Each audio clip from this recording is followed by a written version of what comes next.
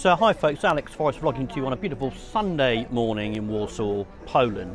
Now, last week, for the first time in like about 6 months, I felt like a spirit of rebirth kind of emerge as a result of some news headlines that came out from the Scottish Court of Appeal in relation to the Addy A-game scandal, the Addy A-game prosecution. Now, for those of you who are interested in the sort of scenario and in kind of following it with developments, have a look at an earlier vlog that I did on the law and day game, because I think it's a very, very extremely kind of interesting area in terms of the general drift and tendency of society towards encroachment upon ethical and moral issues that traditionally fell a long way outside the reach of the criminal law. So now I am not a big fan of Addy A-game, and indeed what was so interesting about this from a legal point of view, and I was a criminal lawyer back in the day. I used to spend time in police stations representing suspects and defendants in cases not obviously like this, but where there had been people arrested for the similar breach of the peace or Section 5 Public Order Act, if you're in England, type offences, where you can actually be guilty of a criminal offence just by mouthing off in the street. Now, nobody's saying that threatening or aggressive, confrontational language is, to be condoned, to be approved of. Of course not. Although the detractors, the prosecutors in the Addy A-game case would like to conflate and to confuse those two things, wouldn't they? And accuse anybody of standing up for Addy A-game as being someone who basically gives tacit approval to kind of aggressive, insulting behaviour in the streets or indeed anywhere else. Goodness gracious, nuance is the word, isn't it?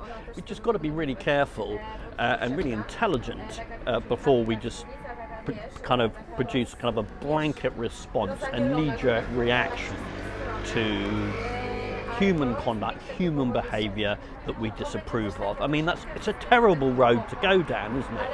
Once you start criminalising antisocial behaviour, where there's no physical violence or threat of physical violence, where does it all end? You know, you're going to start arresting people for not wearing a mask in public. Oh, you can be in the United Kingdom, or gathering in groups of more than six people. Fancy a world where that was made a criminal offence, yeah? Oh, it is.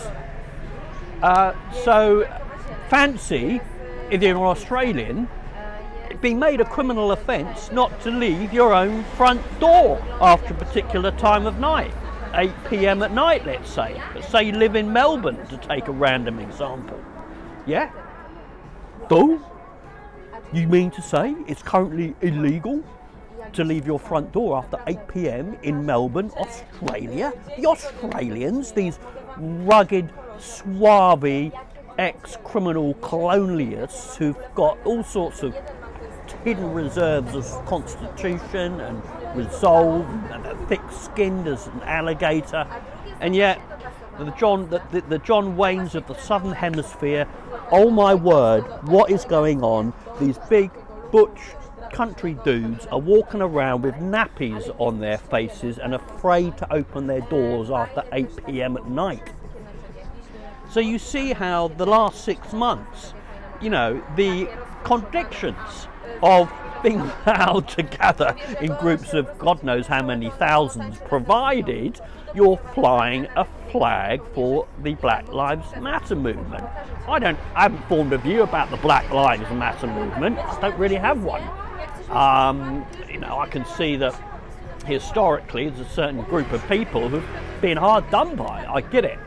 But actually to arrest someone who is also protesting but flying a different flag, an anti-lockdown flag, and fine them £10,000, but absolutely not to lift a finger for those who are waving the Black Lives Matter flag. Goodness gracious, can't you understand the craziness of that situation? And you've got to stand up and start to take action. Start to blooming well be a man, grow a pair of balls and go on record. Because if you don't, nobody else will. And then this encroachment of criminal law into our lives, you've given tacit approval to it. All that needs for evil to prevail is for good men to do nothing. You know, you're going to have this. What sort of society are you going to leave to your children? What's your legacy? That you didn't stand up and say, bugger off, I'm not putting on a face nappy. Bugger off, I'm going to have a party of 12 mates. You know, bugger off, I am going to leave my house and go and buy a packet of cigarettes at 9 p.m. on the corner shop about 15 yards.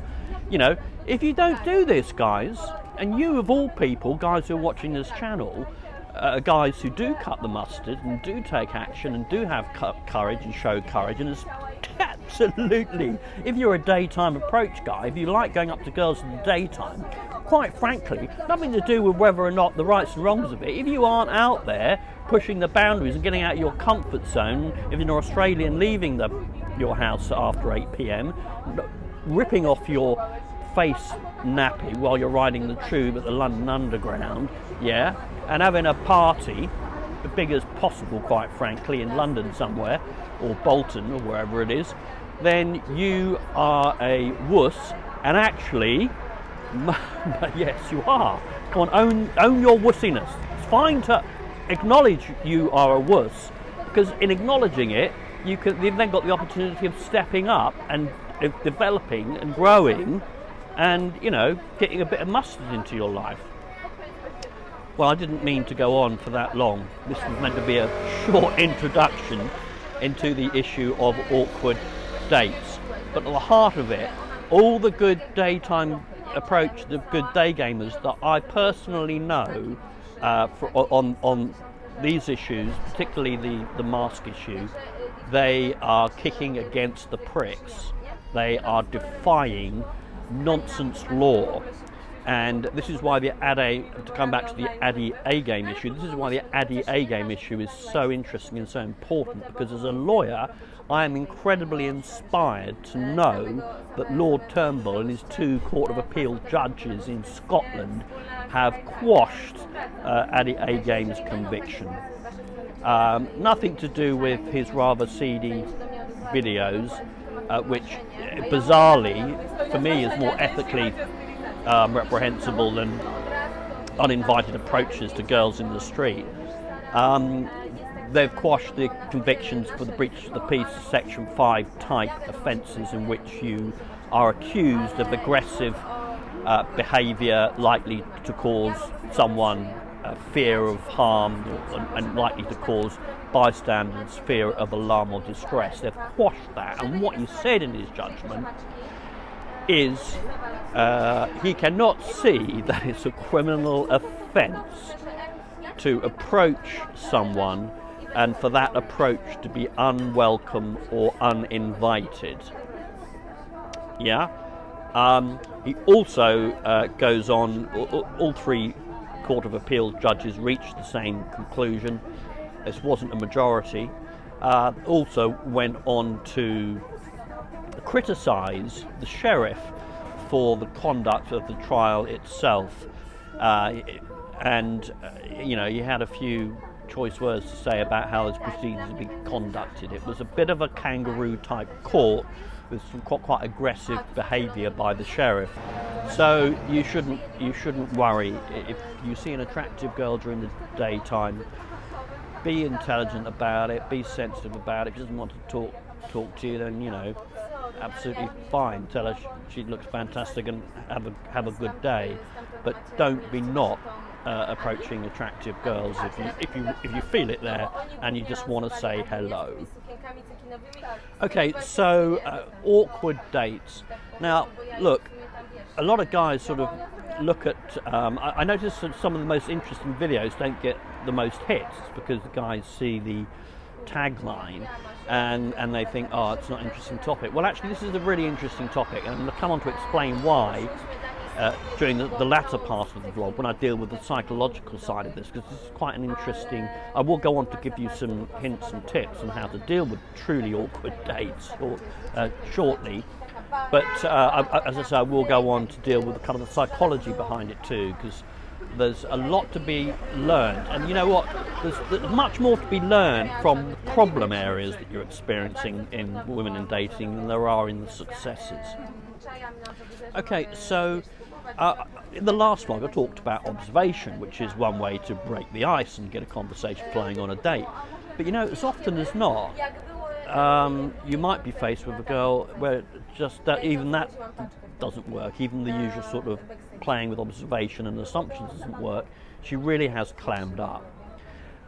This happened to me in date 5 in my 52 First Dates book, volume 1.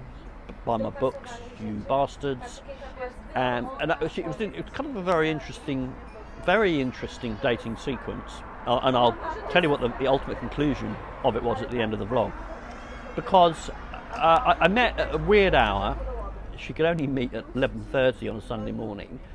It was kind of a very difficult situation in which we were sitting in two very capacious sort of bucket-like sofa chairs, which made us feel like we were 50 yards from each other, with a table in front, and it kind of had the recipe for disaster. Sometimes you find girls are young in heart. It's not about the age, is it? Often some of them are emotionally mature. She's a young trainee lawyer and a little bit intellectual. Really nice girl once you get to know her, actually. Really enjoyed her company subsequently. But just very gauche and shy. To the point at which it was just like the date of death in terms of the awkward silences.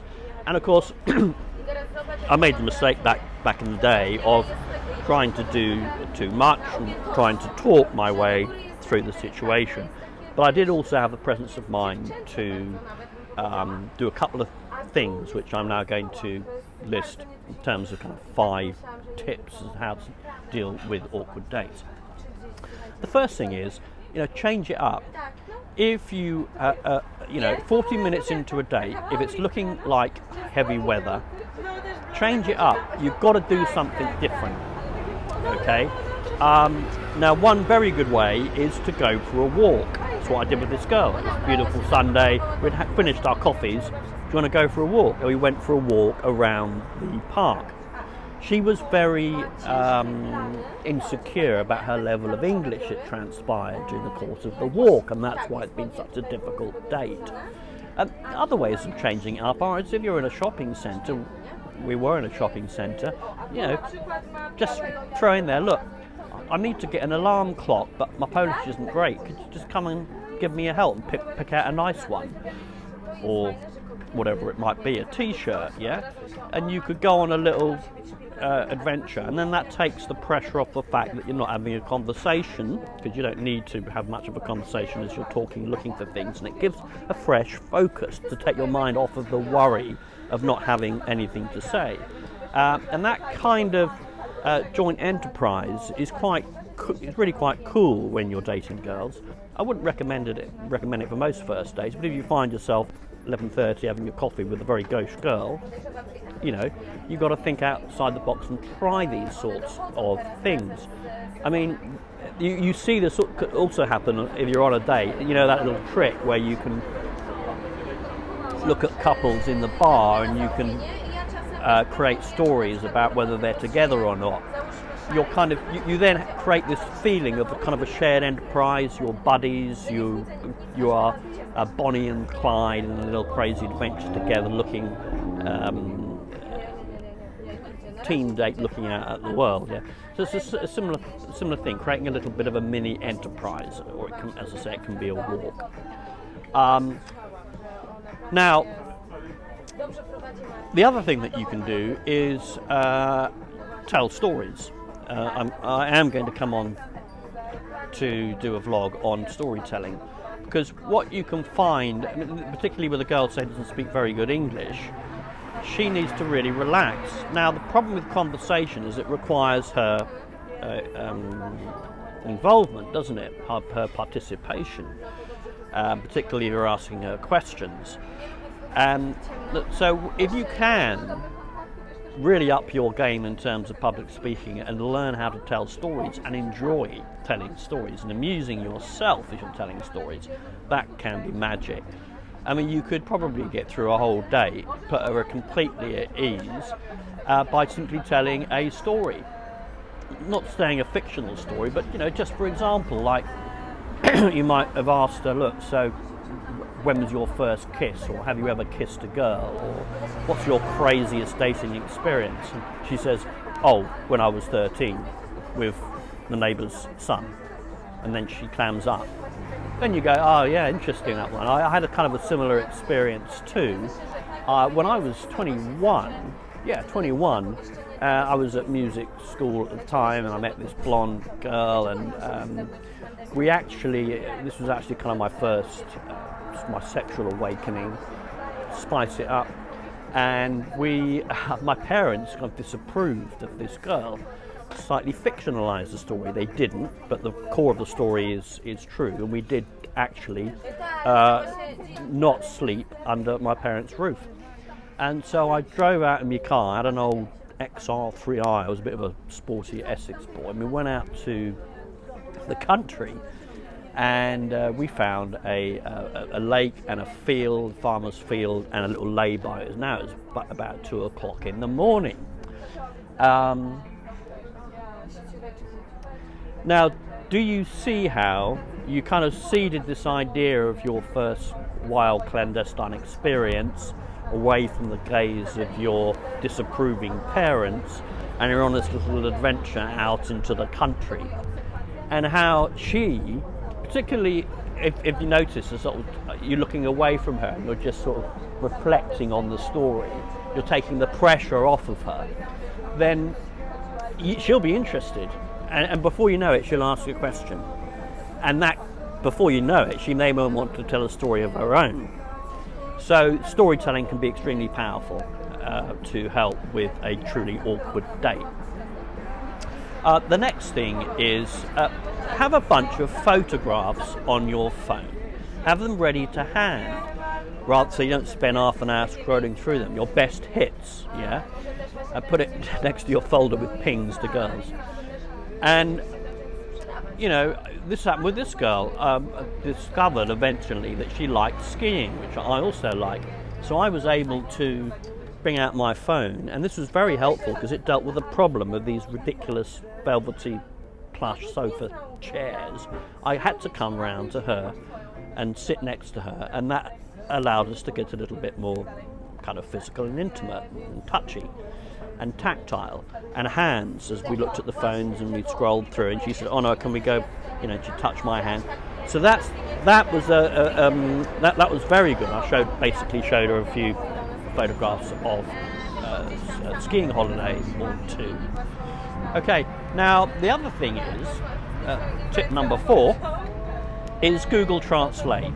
Okay, sometimes these dates are awkward simply because the girl doesn't speak your language. And it's not just about not speaking it. I mean, I've had girls who speak English extremely well and yet are very insecure about their level of English, and you don't realise that was making it difficult for them on the date. Yeah, Google Translate works absolutely fine. I used it for the first time properly on a date in Kiev 3 years ago now.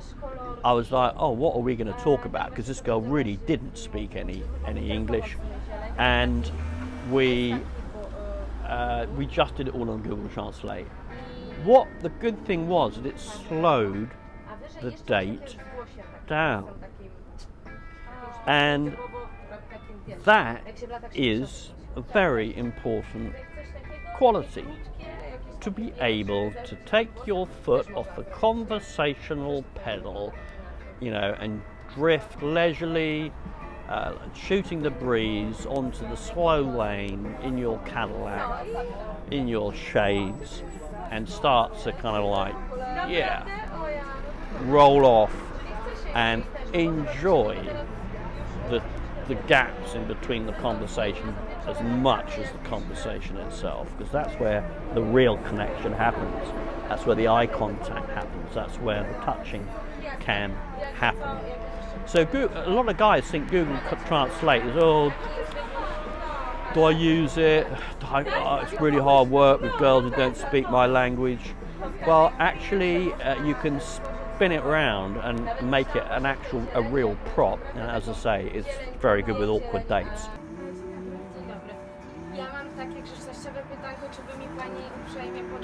The fifth and final dating tip: keep the date short. Don't start to think, oh, I've got to move this forward, oh, I've got to take it somewhere, oh, I've got to go to a second venue and romanticize and make it more intimate and sexualize the date. No. Oh, is that the time? You know, Sunday, 12:30. Keep it proper short. I've got a whole load of things to do.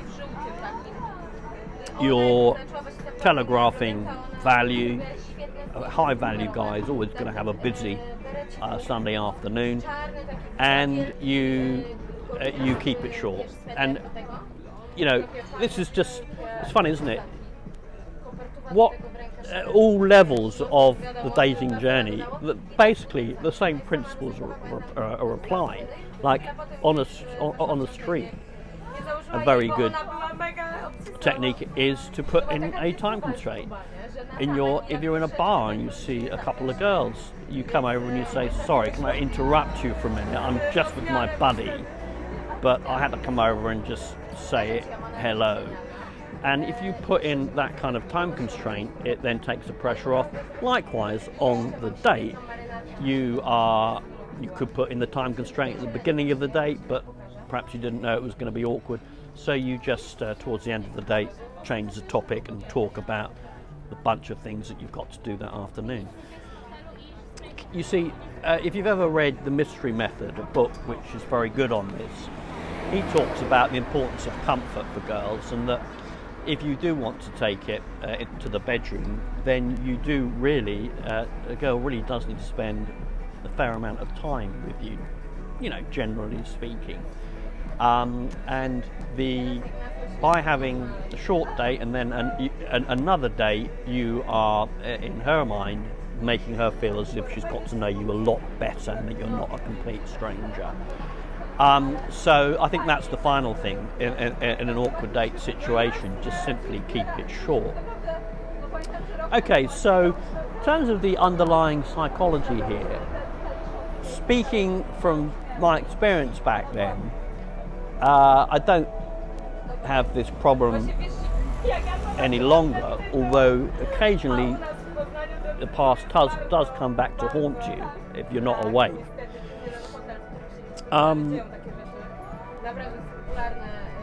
The thing is to come away and not be assessing and evaluating the date as a bad date, just because it was extremely awkward. Actually, it's often the awkward dates that are the ones that go somewhere. It's a bizarre thing. What tends to get in the way, however, is after the awkward date, the guy goes away thinking that she's not into me, it didn't work, I was awful, I performed badly. It's just, you just got to firstly acknowledge that it's not true that an awkward date can be a good date. Don't be going with your own set of ideas and feelings about how a date went. You have got to somehow step back and look at it rationally And there is no better way of stepping back and looking at things rationally than talking to a trusted buddy, incidentally, or just taking some time and doing something completely different the next day, or even better, getting another couple of dates with another couple of girls, so that you can get that kind of sense of perspective on whether actually, not whether it was awkward or felt bad, but whether actually she was interested and you actually made progress, and she's likely as not to come out on a second or a third date. So this is where, as I say, it's interesting psychologically, and there's so much to say about this area of the psychology where mating and dating is concerned. It's a bizarre property of our minds that we, in the dating scenario, we tend to paint a kind of a negative picture of things, and we tend to very quickly evaluate on terribly poor caliber evidence. You know, just like the Addy A-game trial, we waltz in there, chief prosecutor, and we list the 5 key items of evidence that means that the whole thing was a catastrophe and we should just move on with our lives and forget about the girl altogether. And one of the reasons, actually, one of the sort of underlying reasons I think for writing my books is so that I could properly reflect on what had happened in the day and get a little bit of perspective and distance on the date itself. Writing a journal is another good way of getting a perspective on your own kind of dating performance, if you like. So all I would say to you is, to conclude, is that an awkward date is a good date, and learning not to react but to embrace the awkwardness, to own the awkward atmosphere between you, that is all you need to do. And kind of one of the very good ways of doing that is, of course, the tips that I've alluded to, because it's, I can't just tell you don't be awkward, embrace the awkward atmosphere. No, you do actually need some methods, because obviously this is all about practicing a virtue, assuming a virtue, even though you have it not. You may not be a dating god yet, so you have to act like a dating god acts. It's interesting because with this particular girl, I bumped into her a year later by chance. Yeah, and pretty much picked up where we'd left off. And what was interesting is she messaged me later, a couple of weeks after that, from her home city. And she was kind of changed. She was a little bit more mature, and she'd been out working in the world a bit. And I think she'd kind of just felt more comfortable now. And she was the one who said, I'm in town on the weekend in Warsaw. Can I stay around your place? And she bought an overnight bag with her. You'll have to read my book in order to get the complete story. Strap on your gonads, get out there, guys. The nonsense, the clouds of nonsense seem to be clearing. I have now the hope that I haven't had for 6 months, that something approaching some level of sanity and common sense is soon to be restored as far as Western civilization is concerned. One final little post note: I've been talking to James Tusk, and another really good, really sharp and superb day gamer that I kind of knew 4 years ago, who's now in Australia, doing a podcast with these guys in a couple of weeks' time, probably. We're going to tell our individual stories as well as talk about daytime approach in the light of the current social and cultural dating gloom. face masks and whatnot. So that could be quite a special. It'll probably be an hour in length. And they've just published a texting guide, which I think is a really good idea, because they've emphasised how guys don't think that texting is important. And I'm in their camp. I actually think it's an area where you can easily slip up and mess up and ruin an otherwise perfectly good conversation, interaction with a girl. Okay, do zobaczenia from sunny Warszawa.